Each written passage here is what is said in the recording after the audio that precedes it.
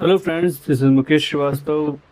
आज हम अभ्यास करने जा रहे हैं 1.1 कार्य पुस्तिका कक्षा 4 के लिए गणित मेला। और पहला क्वेश्चन है, आपकी रसोई में पाई जाने वाली 4 बेलनाकार वस्तुओं के नाम लिखिए। मैंने यहाँ कुछ एग्जाम्पल लिख रखे हैं, जैसे गैस सिलेंडर, बेलन और लाइटर।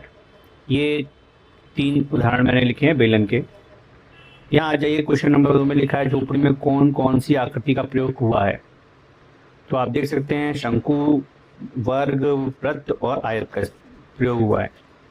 क्वेश्चन नंबर 3 में लिखा है, निम्नलिखित आकृति में कौन सी आकृति त्रिविमीय है। सही का निशान लगाइए। तो आप देख सकते हैं,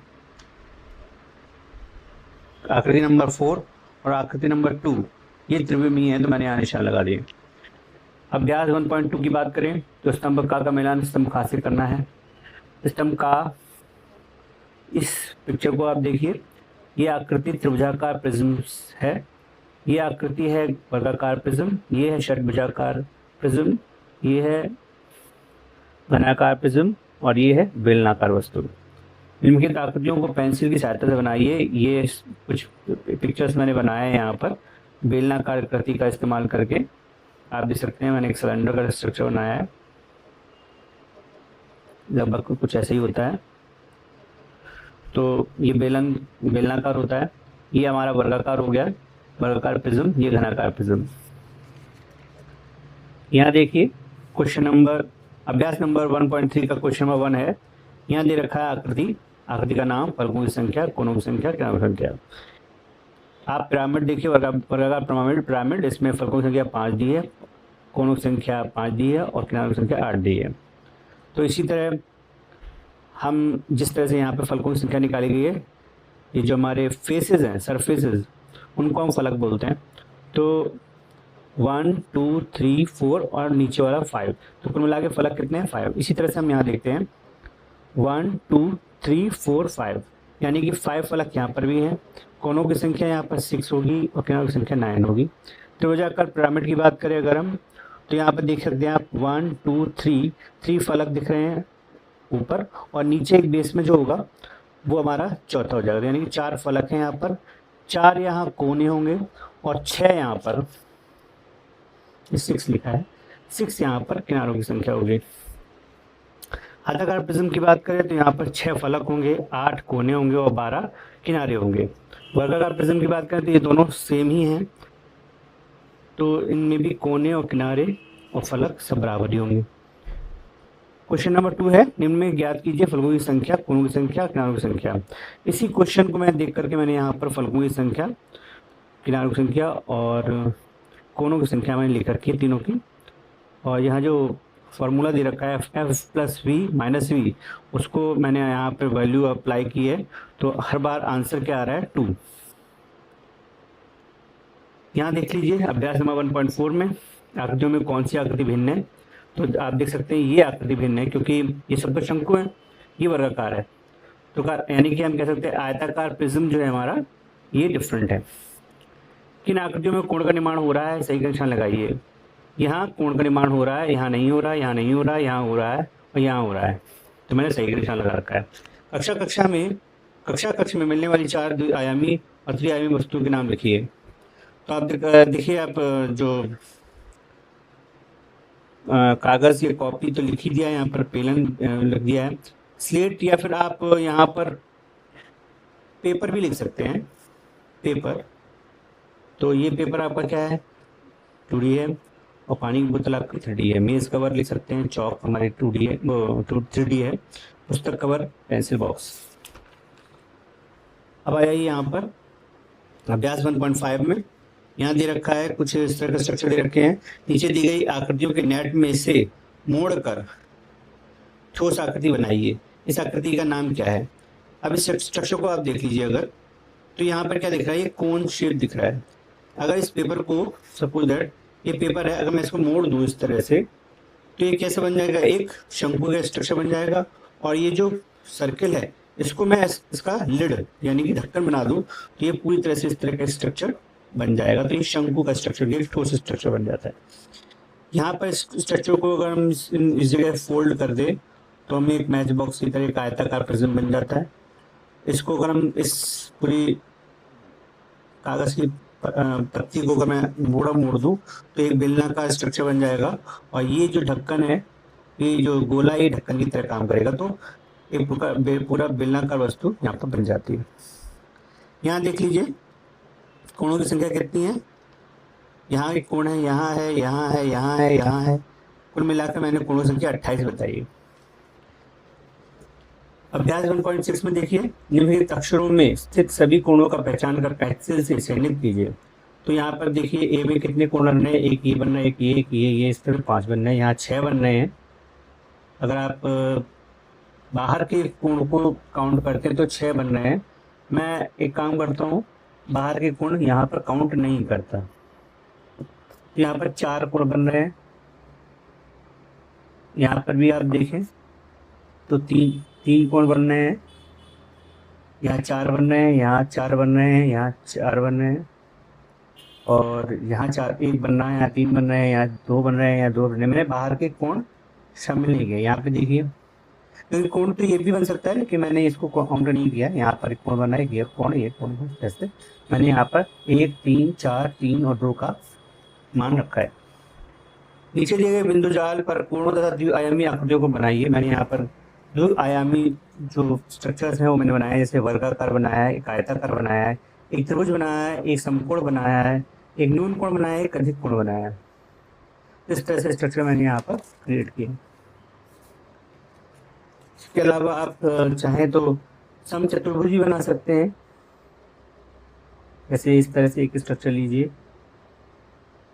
ये मैंने चतुर्भुज बना दिया। समचतुर्भुज के लिए मुझे दोनों रेखाएं बराबर रखनी होंगी, जगह नहीं है इसलिए मैं छोड़ रहा हूँ। आप यहाँ देखिए अभ्यास 1.7 में यहाँ पर कहा गया है कि 1 सेंटीमीटर का इन्होंने एक स्ट्रक्चर बना रखा है यहाँ पे एग्जाम्पल के तौर पे। अब 1.5 का बनाना है, तो मैंने यहाँ 1.5 की सेंटीमीटर की दूरी लेकर के वही प्रकार यहाँ किनारे पर रख करके इस तरह से पेंसिल फंसाकर,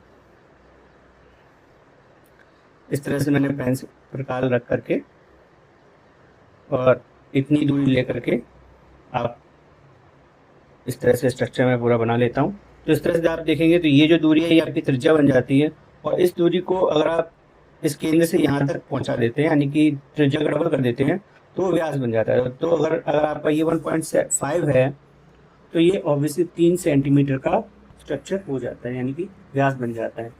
ये 1.5 सेंटीमीटर है। इसी तरह यहाँ पे 2 सेंटीमीटर की रेखा खींची गई है, ये दो मिलकर क्या बन जाते हैं, टोटल 4 सेंटीमीटर का व्यास बन जाता है यहाँ पर। आइए क्वेश्चन नंबर 2 की बात करते हैं, अभ्यास 1.7 के। इसको जरा ध्यान से देखिए। ये जो पहला स्ट्रक्चर बनाया है मैंने चतुर्भुजाकार प्रिज्म बोलता है इसको, ये कोण है। ये तीसरे नंबर पे मैंने बेलनाकार रखा है, चौथे नंबर पर आयताकार प्रिज्म को बनाया है, 5वें नंबर पर वृत्त है, 6वें नंबर पर वर्गाकार प्रिज्म है, 7वें नंबर पर त्रिभुजाकार प्रिज्म है, और लास्ट में 8वें नंबर पर मैंने कोण बनाया। अभ्यास 1.8 की बात करिए तो यहाँ पर देखिए मैंने कुछ इस तरह से पिक्चर को स्ट्रक्चर बनाया है, आप देख सकते हैं। इस तरह से मकड़ी सारे गोलों को किसी भी गोलों को छोड़ नहीं रही है और लास्ट में जाकर अपने बच्चों तक पहुँचे। यहाँ पर देखिए, यहाँ इस तरह से मैंने स्ट्रक्चर बनाया है, और यहाँ अगर आप देखें तो निम्न आकृति में कितने त्रिभुज हैं।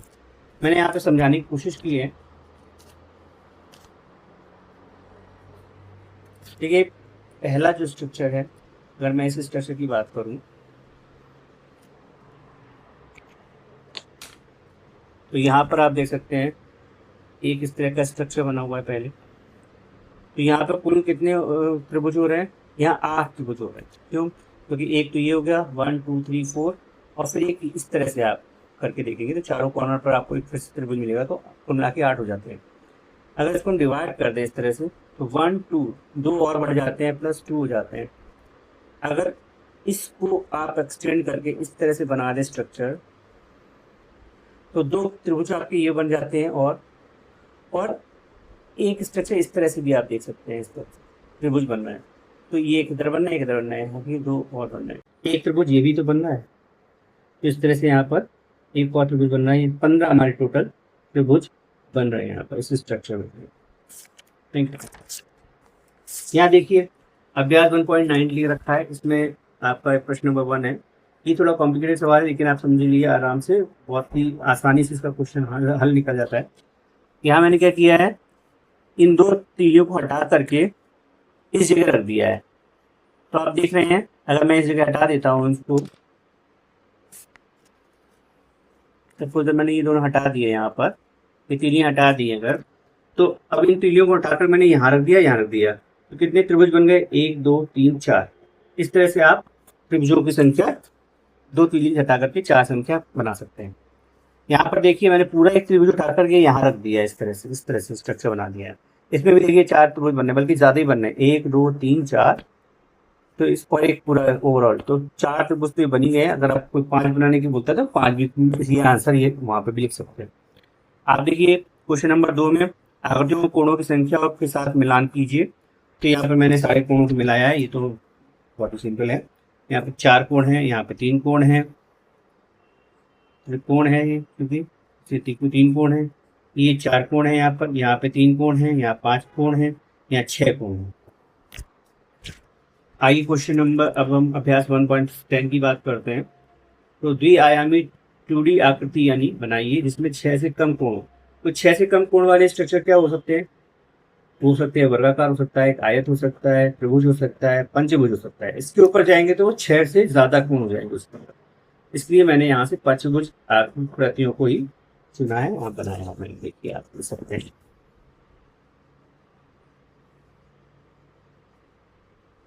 इस तरह से स्ट्रक्चर आप बना सकते हैं कैसे। यहाँ देखिए निम्न आकृतियों में संपूर्णों के अंकित कीजिए तथा प्रत्येक आकृति में संपूर्णों की संख्या लिखिए। तो यहाँ पर कितने, 1 2 3 4, 90 डिग्री के जो कोण होते हैं उनको हम समकोण बोलते हैं। तो ये 4 कोण बन जाते हैं। यहाँ पर सिर्फ 2 ही कोण बन रहे हैं समकोण, यहाँ पर 1 कोण बन रहा है, यहाँ पर 2 कोण बन रहे हैं।